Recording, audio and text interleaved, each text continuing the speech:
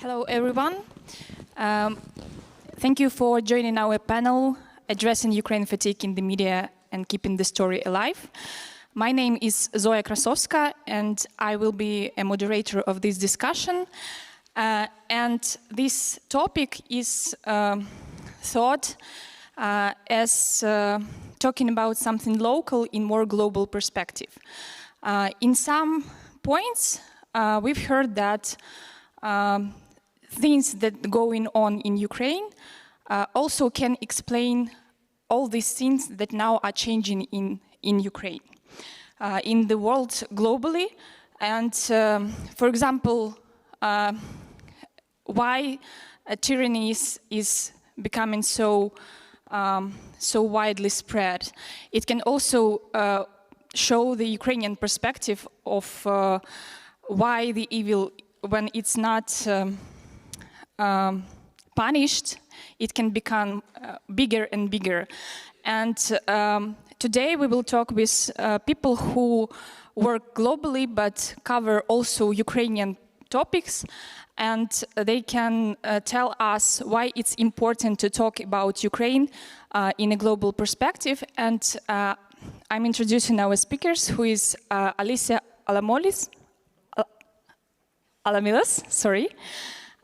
who is editor in chief of the international desk at one of the biggest Spanish media outlets, Confidencial. Sonia Delesalle-Stolper, who is a chief foreign editor of the French daily newspaper Libération. And Daryna Shevchenko, who is CEO of the Kyiv Independent and a partner of Genomics Media Consultancy in Ukraine. And I wanted to start with a question to Alicia, talking about your audience, your followers and subscribers. Why should they care? Why should Spanish audience care about what's going on in Ukraine?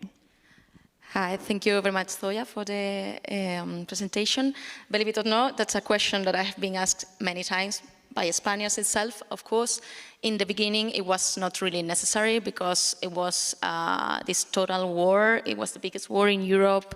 It was so close to us even. And it's very interesting that it was a war that it was so easy to get to, no? Because sometimes I get asked why we don't write about Yemen that much, and it's like, it's very difficult to reach Yemen. So you have to understand as an audience why we cover Ukraine. There are many reasons, but one of that is it was so easy as a journalist to get into the war. It's so close. And as you said, we are already like more than 1,000 years of the war, so the things have changed a bit. And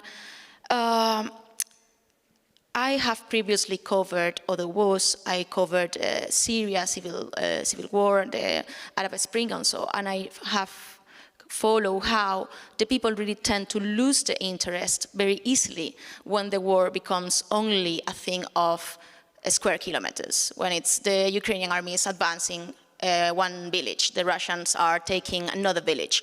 The people do not really care about that. You have to explain what or not is that. And of course, it is very easy. It's better to do so if you have somebody in the country, but you can do it also from the newsroom. And it shouldn't be very difficult to find different ways to not only stay to military issues, because this is a total war. So it's something that affects infrastructure, energy, social equilibriums in Europe, and so on. So that's when we reach this question that now why we should cover, or why should an Spaniard be interested in that? Because something that I'm really noticing a lot now is that in the Western countries, and especially in Spain, that we have this tradition of believing, thinking about ourselves as some kind of pacifist, because we weren't in any of the world wars, because we were doing other wars mainly, but we weren't on the First and Second World War, a direct involvement. So the public kind of feel that there is some narratives of militarization, the rearmament of Europe, that shouldn't be affecting that much Spain. Of course, that's something that I do not agree, and I think that we should try to explain with a very tailored message to Spanish people and Western Europe in general, because for the idea of what we are looking for, we should address this aggressive pessimism of how, okay, Russia is so almighty, Russia is so powerful, Russia, we should just let them take half of Ukraine or something like that. We have to fight that with the idea of, okay, we are here because in the European Union, because we believed that the power of the weapons is not a reason to change borders, because we thought that maybe even the rule of law, an international rule of law, some human rights should be over the just somebody very powerful to say, okay, I'm going to change this. And I tell this every time a Spaniard asks me, why should Spain care? Because I say, okay, you believe in that, or you just think that because US is powerful, should just change borders. Because Russia is powerful, we should just do it. So this is the first step on why Spanish should think about this. But also, of course, you have to tell them that when you hear about NATO, I'm thinking about Rutte in a very recent interview was saying to Spanish media that a missile from Russia might take just 2 minutes more to reach Madrid than Berlin, for example, or Warsaw.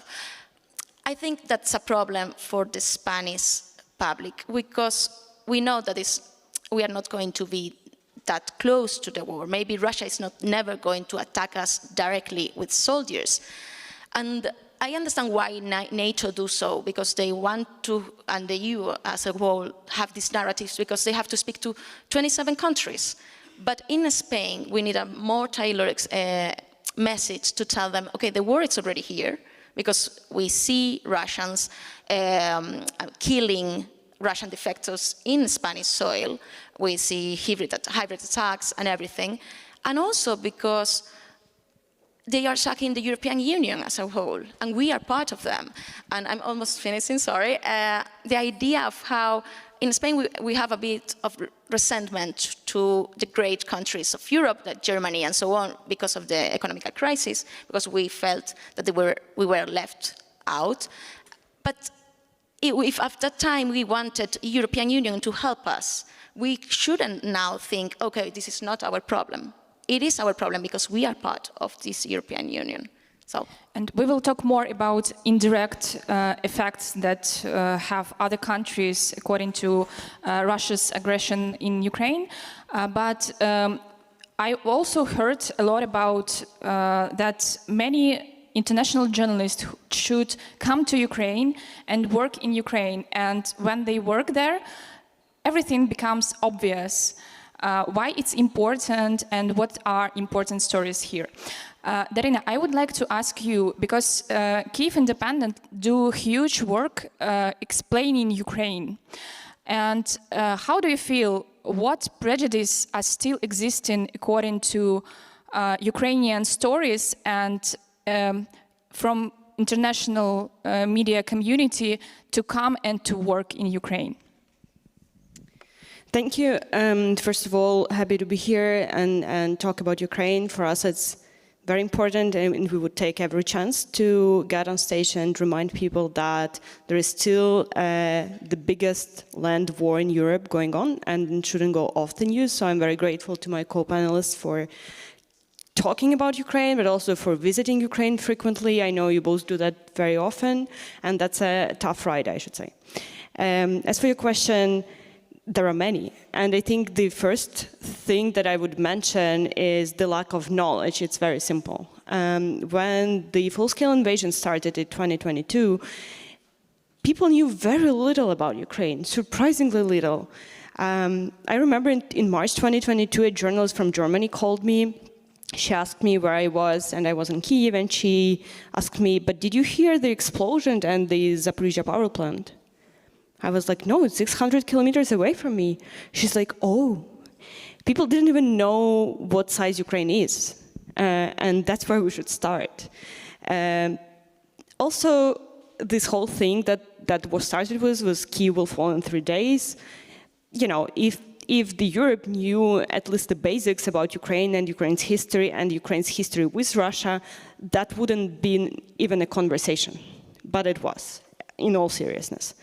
And I think our first kind of task force was on just talking, like getting people to know Ukraine better.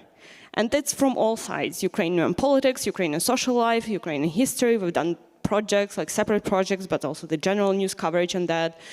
The other things, people coming to Ukraine, you know, if you're not part of this reality, I think people are divided into basically two categories. One that think that there are still flights from Kyiv to anywhere, and the others who think that when you live in Kyiv, you're like a Rambo. You just like, you know, navigate the shelling and the gunfire all the time. And I think it's super important for people to come and see the reality.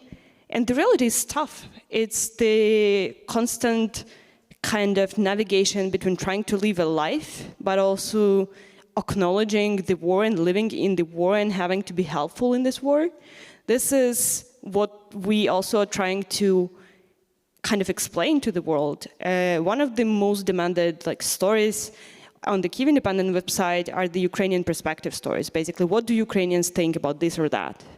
And for many people, I remember the stories from 2022 when friends of mine had to evacuate to, say, European countries.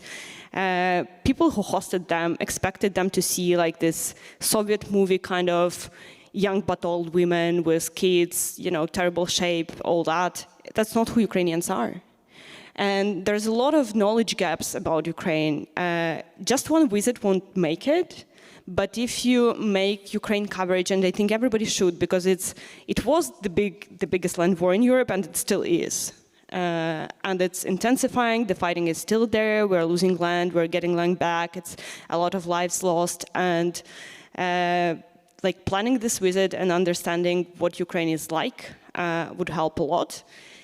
It would help a lot also with navigating the current kind of geopolitical crisis in the whole world, pushing Ukrainians for the real action. You would have to know the Ukrainian political history and how that goes to understand that that's not going to happen, for example, right? So we need to fill in the knowledge gaps.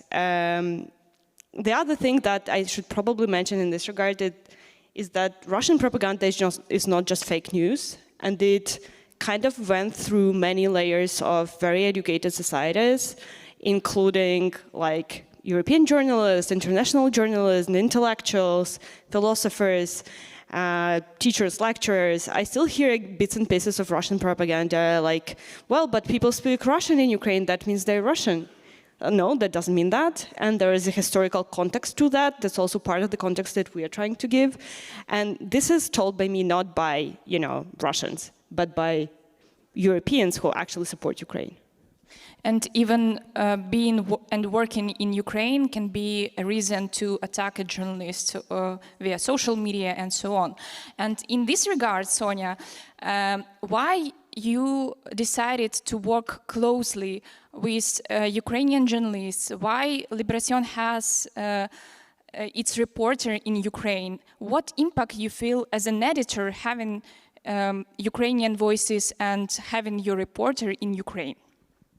Well, it's one thing to go to a country where there is a war and you go as a reporter and you arrive with as much knowledge as you can, but it's never the same as having some people who live there, who have been living there for years, very often, and who know inside out the society, the Ukrainian society. And as Daryna was saying, there isn't so much known about Ukraine before the invasion in February 2022. And one thing which wasn't really known was that wasn't the first day of the war. It's been the war was on since 2014 at least. And I think we have a correspondent who is French, but he's been living there for forever or nearly. But for a very, very long time. And he's very much aware of all the... You need to have as well all the details on the political world, the society, how it lives, how it feels actually under the different ups and downs which we've been witnessing over the last 3 years, or nearly 3 years now. And we work as well with a Ukrainian journalist, Krystyna Berlinsky, and she's fantastic as well. And she's Ukrainian, so she knows everywhere. And we were talking about how to keep our readers interested. And it's difficult because war is sad, and what is even sadder is the fact that war becomes boring for readers after a while. And it's a fact of news, basically, because when you say, you know, it's been bombing, or the Russians have advanced, or they've taken that village, or Ukrainian has attacked, and they won those many square kilometers. So we need to find a way to keep the story going and to keep the readers interested. And what is very important is to keep them interested. You need to vary the angles. So you need to talk about, of course, the front line, but you need to talk about the society. And again, life carries on in Kyiv and in Ukraine. People are still getting married, they're still falling in love, they're still having children, they're still going shopping, even if there are the risk of bombing. And I've always been I find it extraordinary when I've been there to see how basically you're in a restaurant and you're about to have your lunch, and then you have your app saying, oh, there is a risk of bombing, and people carry on basically, unless they realize that it's really very close and it might be very, very dangerous. People carry on because they get used as well to live in those completely extraordinary circumstances when we think, you know, for them it's normal life, for Daryna and for Zoya, it's normal life, it's the day-to-day life, and that we need to explain that as well. So that's why as well we try to, and that's thanks to our correspondent there, because they know so well the place, they will think about something very interesting. We published last week the story of that young guy who was 7 in Luhansk when Russia invaded, and it's now the occupied territory of Luhansk. And he's 18 today, and he just decided that actually he had enough, and he's managed to escape and go to Kyiv. And he's just discovering a whole new world. It's the first time he's listening to Ukrainian language. He's never listened to Ukrainian language because his parents stayed there and they all speak Russian there. And he's discovering the newspapers or news in a different language, which he's never known that. He's going to read the story in Libération. He's never thought that it's possible that we speak about his fate in a foreign newspaper. So all those are thanks to our correspondent there, because they think about those things we would never think about it from Paris or from everywhere. And the same, we have very often special envoys, but not just from Paris. We have as well our correspondent in Poland who goes very often. And he has another perspective, because Poland is at the front line of that war, how it could maybe extend to Europe. So he's got another perspective, and he will go with that in mind as well. So I think that's why, as much as we can, we try to vary who look into this conflict. I think that except of me and Daryna, Alicia, one of the most recently been to Ukraine. And can you please share your experience? What have you felt during your trip in Ukraine? And maybe what stories you find interesting for your audience that are still not so widely covered, and that can be this another side, another angle for international journalists?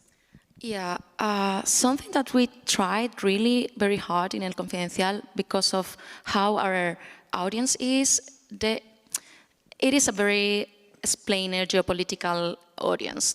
It's very difficult sometimes to tell them human stories, especially what I found, and sorry for the old story about me, I started working in journalism in Africa, in sub-Saharan Africa. And it is sometimes very difficult to try to tell the people stories about these kind of places, because they feel that, okay, it's always the same, it's people suffering, we don't want that. They feel that we are not going to show them anything new, because even each story of suffering, it's unique. The people sometimes say, okay, it's the same as always. 3 years of war, it's okay, soldiers suffering and everything. So that's the trick of the equilibrium that we try to find when we go to Ukraine. As you said, I just went there in February for the anniversary, and then we have Trump changing everything and so on. So the work for us when we go there, it's always try to find different narratives, so not to be telling the same stories that other newspapers are telling, and also trying to explain something very big as the war, because the war is the biggest thing in human nature, with very little things. So I think it is something somebody said, I cannot remember now whom, that when you try to explain the war, you choose the little shoes of a child that you found in, for example, in my case, in Borodianka. No? When I went to Borodianka, what struck me the most was a teddy bear without the eyes. No, it was being teared up. It's not a child, it's just a teddy bear, but still you try to find that. You then choose this human story to try to explain what happened in Borodianka. Or in my case, for example, I went to Avdiivka. The ones who don't know, it was a city very close to Donetsk city, and it has been pounded by artillery by Russia like for, I don't know, 10 years or more. So it's not only on this full-scale invasion. And what I mean, my editor, further than me, was telling me, okay, I don't want another story about what is happening in Avdiivka in a military point of view. So what I found there, it's people were talking me a lot about God, how deal with living in basements all day long, with the sound of artillery. So then we talk about religion, then we can talk about things with this story, something bigger. Or, for example, in Avdiivka, the same. What I was trying to do is there was the coke factory, like coal factory, that was also very struck by Russians. And what I tried to say then is how Russia was trying to steal the economic future of Ukraine. No? So you go to Avdiivka, you have the personal story, but then what you are going to explain to the people, to tell them this is not only about military. It can be also, but it's about the economy, it's about the energy, about how Russia wants Ukraine crippled and poor and desperate to use them. And in this case, for example, I wasn't always writing about rare metals, but also wrote about energy, and I wrote about minerals and rare earth. So now I was already prepared when Trump started talking about this, because I had already been writing about this. So these are some examples of what we really try to say, okay, always different stories, because there are many different stories, as Sonia and Daria was saying. Sometimes you just need to think, okay, maybe we cannot trick the audience and not to tell them this is going to be another sad story. I don't know, it's a stupid story, but I was with a military unit in Ukraine, in Donbass, and they were telling me how difficult it was to wash themselves because they didn't have enough logistical water. So that's a story, because now logistics has been one of the biggest things in this war. We can talk about medical changes that have been. There is a lot of protests going on, and there is going to be a lot of advances in medicine that we're going to feel in our countries. So it's always trying to find a different angle, but it's easy to say, not that easy to do. Like Ukraine is like a Klondike for different kind of stories and on different topics. But actually, it's not only about stories of suffering or something bad, but it's also stories about resilience, stories about how to defend yourself when you have lack of resources. And in this regard, I would like to ask Sonia, when Europe now is looking for solutions to build like a new system of defense, how Ukrainian experience can be used for Europe in general and for especially France? Well, I don't know if Ukraine needs to be used for that, but the fact is Ukraine, and I have to say the election of Donald Trump, has completely reshuffled all the cards, basically, and suddenly, I mean, we've been for the last, I mean, since the invasion, we've been trying to say and explain in our columns that basically it's not a war just in Ukraine. It's a war which has deep impact on Europe and the rest of the world. Just, you know, about energy, all that you've read or written about and you've heard about that. But then suddenly there is that kind of disengagement from the United States, from Europe, and that little music which has been basically kind of the rule for the last 75 years, that we're a continent at peace and actually war, it's done and finished and it will not come back. We had the Balkan War, but it was seen probably a bit like an accident in history, but not something which would be permanent.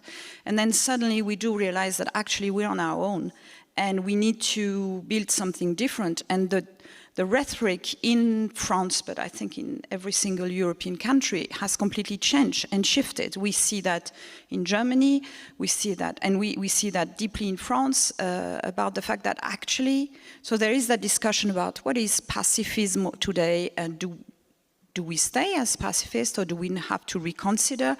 Do we rearm, and our arm industry, where is it? What do we have to do? And all that has very deep impact on what's going on now, what will be going on over the next year and 10 years ahead. So it has been quite fascinating. I've been doing some research and statistics. So I've been looking, for the last year, we did 134 front pages on Ukraine or subject related to Ukraine.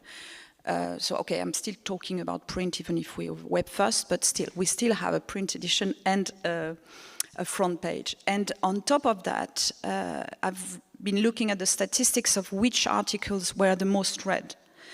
And over the last 2 months, the most read articles are all articles linked to Ukraine war, defense, European defense, US leaving us, or at least not being as involved or as there that they used to be, and all that. And it's clearly something which fascinates readers, but I think mainly because it touches all of us very closely, and it means that we are having those discussions about conscription for young people. I mean, in France, you don't have the service militaire, is not there anymore.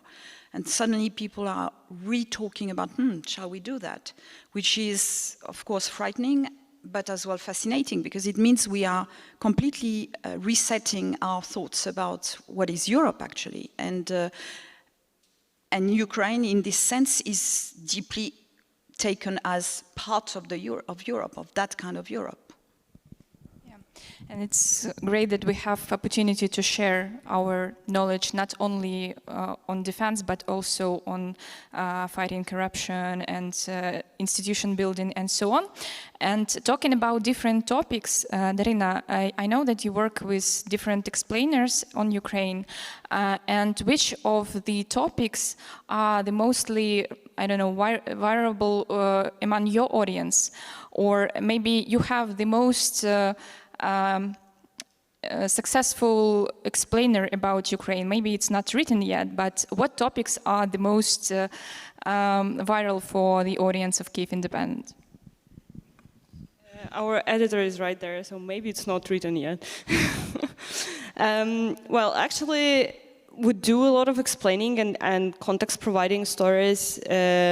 Some of them are popular, I think, based on the general geopolitical kind of situation and the world's news agenda. Say when the rare earths was a thing, our rare earths explainer was a big hit. But I think mostly readers come to us for what I already mentioned, to see, well, basically it's kind of a window you look into, but still stay safe to kind of see how Ukrainians are doing there, you know? So all the stories picturing basically our daily routines work really well, especially on social media.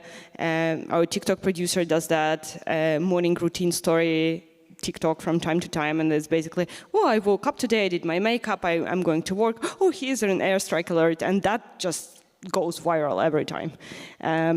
But also, like, another big thing is the Ukrainian perspective stories. So basically, whenever something happens in the world that would impact Ukraine in one way or another, our readers would come to us for a story on what do soldiers on the front line think about that, what do ordinary Ukrainians think about that, and we would have to go and ask.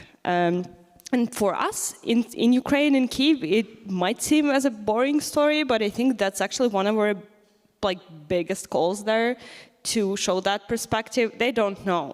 For them, it's a weird reality we're in, and they genuinely need our perspective to match all these pieces in the puzzle. And that puzzle is getting more and more complicated. So I think that's what there is. Also adding the context, I think our newsletters that give a wider context, less tied to the news events, say on the culture of Ukraine, on the history of Ukraine, are also quite popular with our readers, and especially with our community. So the Kyiv Independent is funded by its readers. We have 17,000 paying members, and they all engage with us, especially on the stories and on the topics on knowing Ukraine better. We even have Ukrainian language lessons for the community, and that's something they engage with a lot.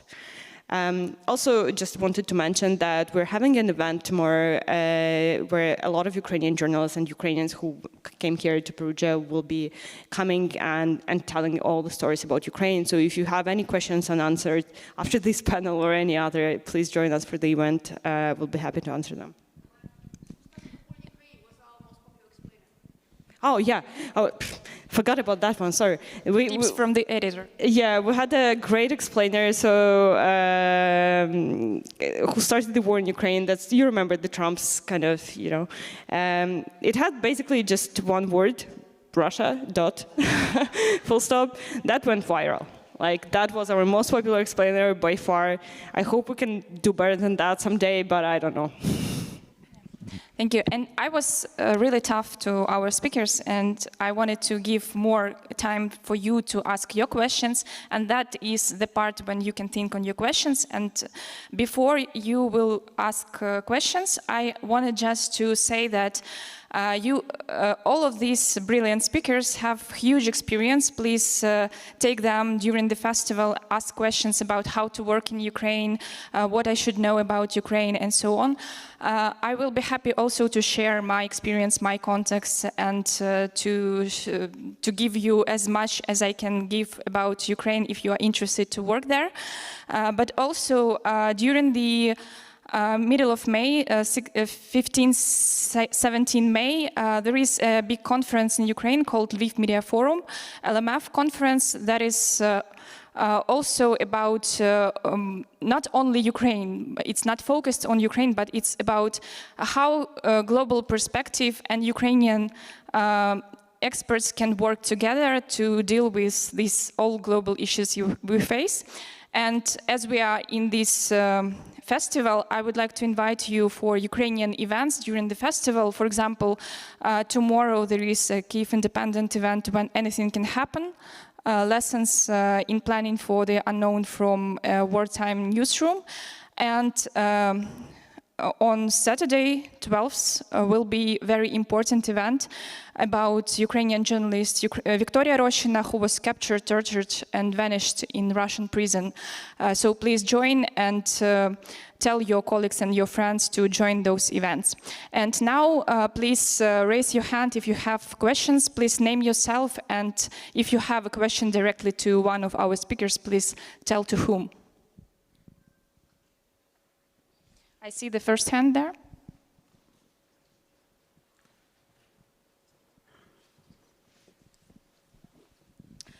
Thank you very much for this panel. Question to foreign colleagues who are covering Ukraine. What are the challenges are you facing when you persuade your editor to go to Ukraine?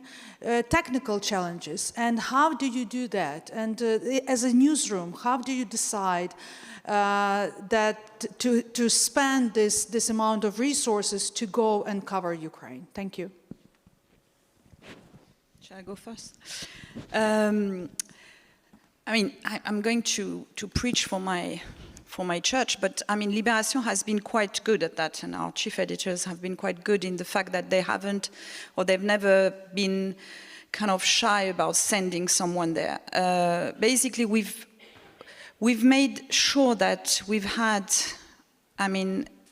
We have our correspondents who are there, but we send probably every 2 months or even in shorter moments when really we feel that the news need that, and as well to relieve a little bit our correspondent there, because it's a tough life to cover a war and when you live in the country.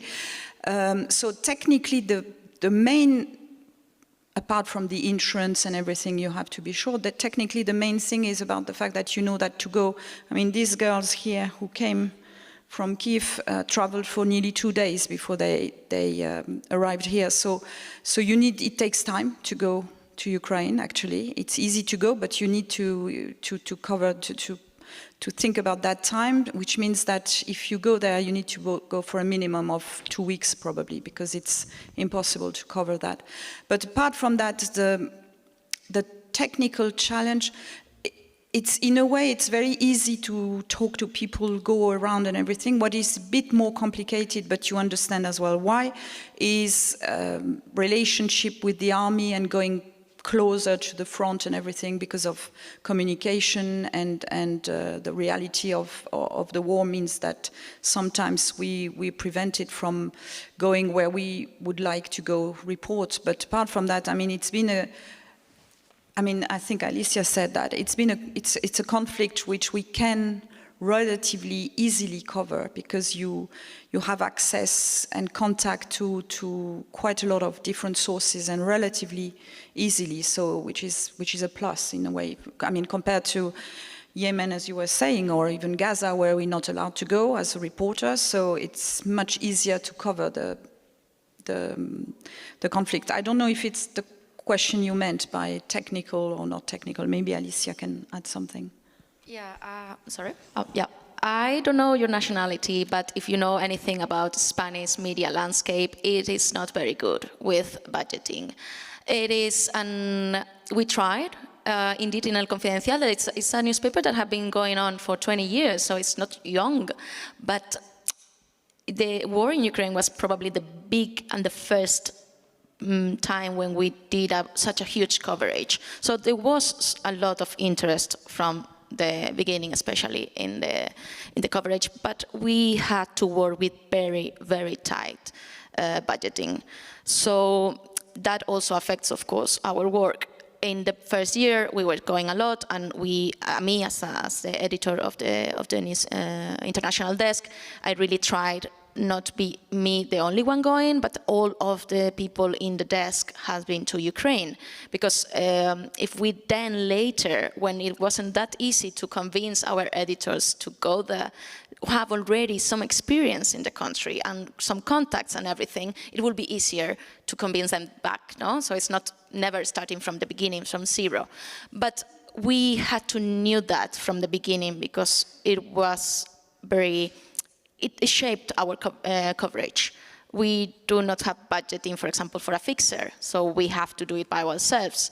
It is very difficult. It is, especially as Sonia was saying, it is getting more difficult because reaching the front line, it is not as easy that it was before.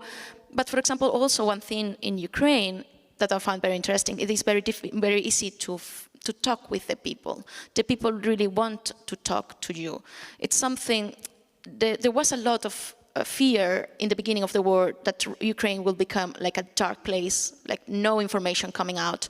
So they are really like a national duty to talk to the press and to talk to the foreigners. So that helps a lot. But yes, to convince the editors is getting more difficult each time. Of course, Trump's helps because now you have to go to Ukraine back. But then you have to invent things like, okay, no, it's the anniversary, so now we should go, and this is the budget. It's something, it's easier, that is easy to go. It's that flight to Poland might be only 100 euros, no? So, and living there is not that difficult. But it's getting more difficult. It also helps, as Sonia was saying, Ukraine is still one of the most read topics in the international desk. When we publish something about Ukraine, it is well read. So there is some response from the audience to help us in convincing our editors. And maybe if I just can add, you were talking about the fixers, and as newspapers, printed newspapers, we've got probably we less advantage than TV who are usually have got a much better budget. So the fixers are something absolutely crucial when we go specifically to dangerous zones, and sometimes we can't pay them as much as a TV would pay them. So sometimes we have to compete with that, and need to take that into account, which is problematic.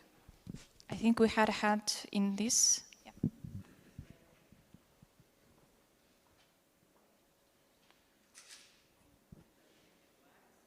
I had a similar question, but I have another one for Daryna maybe. Like you said, a German journalist contacted you and you felt like they didn't know anything about Ukraine. So I'm just wondering, like now a couple of years onwards, would you like to see more or better Would you like to see more or better collaboration with non-Ukrainian journalists? And is it more about representation as well? And do you think it could be more eye to eye? Because I think not every medium has a correspondent in Ukraine, obviously, and then if people just parachute in and out, and then, yeah, I was just wondering. It's not even that. I think it's actually what I said. It's about knowledge.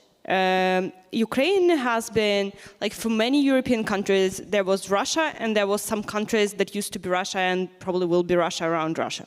That was the lens. That was actually the Russian lens that most of the, bigger, wealthier Westerner countries would look at Ukraine. Nobody even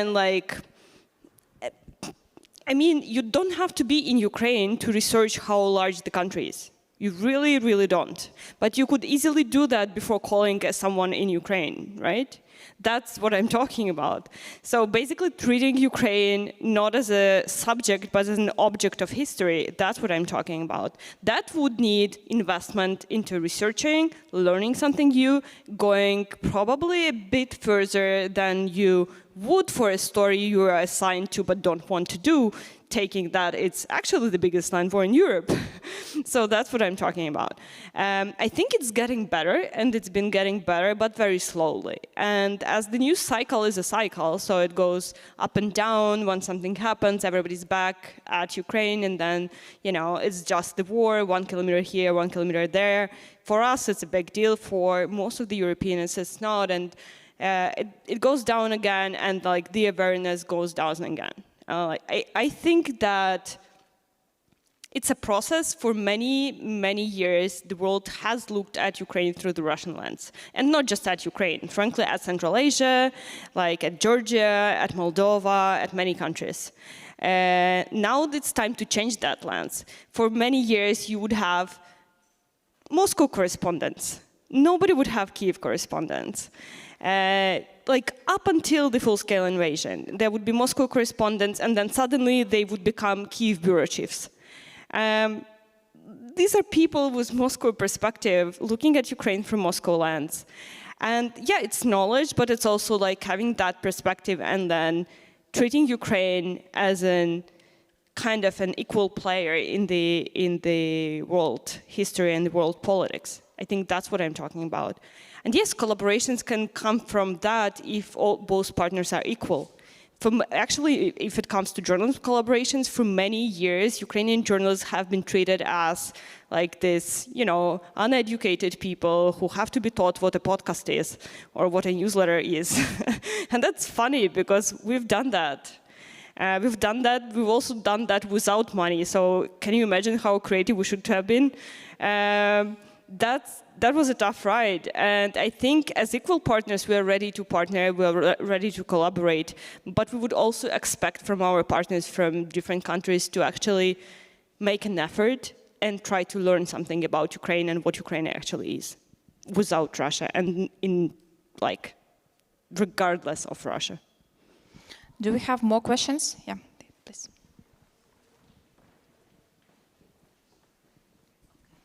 Hello, I'm Vince, and yeah, this is more for Daryna, a question, and for, so when your country, you are Ukrainian and you have a Ukrainian company, and when your country is being invaded by Russia, you see all these awful subjects and atrocities, and this is very close to your home.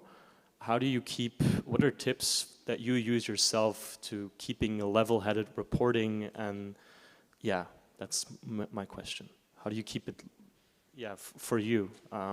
Because I can imagine it can be hard to report on this. And what are tips that you use? First of all, a disclaimer: I'm not a reporter myself. I'm an executive, so like I don't do daily reporting. I do live in the news cycle, and well, first of all, you would be surprised to how much a human brain can adjust to and get used to and treat it as normal, even though it's not at all. But then it's also it goes in cycles to me personally. So, I mean, just like a few days before I had to come here, I was just, having lunch in the nearby restaurant close to the office, and I was just scrolling through the, wherever my feed somewhere, and I saw a video done by Ukrainian journalists about an old woman. She was being convinced by people who were trying to evacuate her, and she was crying and holding on to the tree and saying, "I can't leave my goats behind," and that broke me. I don't know why that. I didn't break down when I saw children dying, but that video somehow broke me, and I was crying for an hour in that cafe to just later pick myself up and go do the work. So I can't say that you grow immune to it. You don't. It just you push it down as much as you can until you can't anymore. Then you break down, you let it out, and then you gather yourself up again, and then you do your thing. It's tough, and it sucks. I mean, it's hard to think. You have a lot of different emotions. It's a mix. It's sometimes you have to make a conscious choice of whether you take that emotion and put it into work, or you have to make a an effort to take it out of work. But it's better it's a conscious choice, but sometimes it's not. So it's a tough ride. And I think that Ukrainian journalists doing double work, living their lives under the war, and also trying to make their work as good as possible. And there is also a hand, but please make your question short, because we have only 2 minutes. Should I just ask from here or wait for the microphone? He's right here in the front. Thank you. I wanted to ask, because all the reporting on Ukraine implies a message, a call to action for Europe. Do you believe this call to action is really arriving European societies? Because I feel not enough. May I ask all of our speakers to answer in 1 or 2 sentences, because we have very little time. Okay, I'm not pretty sure that every reporting is a call for action. I'm not at least on purpose, but the people should be called for action when hear these kind of things. But I will try not to always be calling for action with every story, but they should. It is reaching the people. I am pretty sure not enough as maybe I personally would like, but there is changing. And as Sonia was saying, the people is talking about these things that we will never have been talking before. And one thing that helps us is, in the case of Ukraine, the aggressor is so obvious, so clear, that is helping a lot the people. So it's not the gray areas, really. Thanks. Sonia? Well, I'm not sure about calling to action, but the fact is, as a journalist, I think we have a responsibility to tell the facts, and even more than ever right now when we live in that kind of dystopian reality. And we need to tell the facts and repeat them again and again and again until people, and when I say people, it's readers, listeners, and can make up their minds. And then the call for action is quite clear, I think, if you think again. And just 2 sentences from Daryna. I don't think any call to action ever reaches 100% people, but this specific one better reach as many people as possible, because if it doesn't, people might be drafted to action very, very soon. Europe is very close to the war, and I think maybe instead of calling to action, we should just be reminding people how close they are to a full-scale war, the biggest land war in Europe since the World War II. Thank you for your work, thank you for your attention, thank you for your engagement to this topic, and thank you for our speakers, Alicia Alamillos, Sonia Delesalle-Stolper, and Daryna Shevchenko. Thank you.